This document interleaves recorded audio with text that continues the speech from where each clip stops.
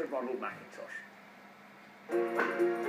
Up and down the country, countless boys dream of being a professional footballer. But what if I were to tell you about Premier League footballers who dream not of greatness on the pitch, but in the ring? This is the story of Curtis Woodhouse. Football used to mean everything to me. All my early memories as a young kid is running out playing in my estate, dreaming to be a professional footballer. When I was a young kid, all I ever wanted to be was the next John Barnes.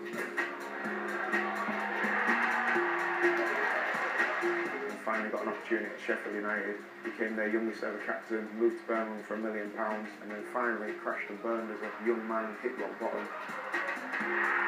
As a £1 million footballer, somebody who's represented England at the under-21 level, earning thousands of pounds a week, how and why would you give up everything you've worked for to start at the very bottom of the herd business in professional boxing? Yeah, the $1 million question, why, it's a question everybody asks me, and I've got to be honest, there's no one defining moment that was like, yeah, that's why I'm going to do it. It was kind of just over years, over time, I slowly but surely fell out of love with the game, and as a young kid I got lost. I had no ambition left, I had no reason why I was playing football. The one thing that changed dramatically from 16 to 18 was something that I'd never experienced before in my life ever. Money. That opened a whole Pandora's box. I found it very, very difficult to stay dedicated and stay focused as a young, wealthy man in the public eye and as a sportsman. That really knocked me sideways. I found that really difficult as a young man to handle. Boxing to me is everything. It's what I wake up in the morning for. Completely transformed my whole life from the age of 26. Every minute of the day, think about boxing. So why the sport of boxing? As a young man, I still knew I had so much more to give in sport. I didn't know what sport that big, and I just needed to find something that I was passionate about. And the only other thing really that I really loved was boxing. So one crazy day, I decided I was going to become a professional boxer. I don't know why, it was just, I was probably having a bad day. I thought, right, I'm going to put the gloves on and I'm going to try and become the British champion one day. And that was just over 8 years ago now. I had a whole different sport in the boxing world looking down at me, sniggering at me, laughing at me.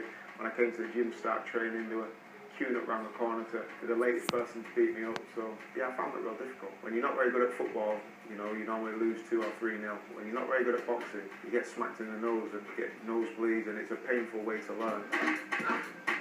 Before my first fight, I was ranked 147th in Britain at welterweight.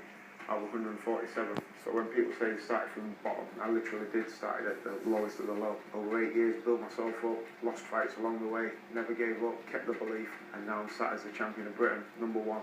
So you made a promise to your father that you would become a British boxing champion. The promise that I made my dad is something that ate away at me from the day he died to the day I won the British title. You know, when I was a young kid as a footballer, I went to trials all over the country. My dad had to beg, steal and borrow money to kind of get me places, and when I walked away to boxing, you know, he came to my fight, supported me 100%. So when I made that promise to him, I would have to make sure I kept it. And the next day when I would be able to go to his graveside and take the belt and kind of show him that I'd done it, just a massive weight had been taken off my shoulders.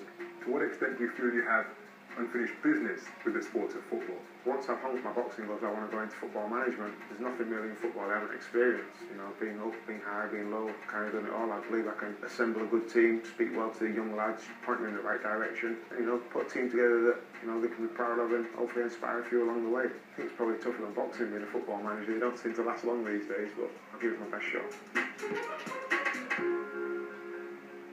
He is actually the manager of Goole AFC as well at the moment in the Northern Premier League Division 1 South. He's got a first title defence, hopefully in June of this year. You were with him at Birmingham. Did you think that he would go into this line of work?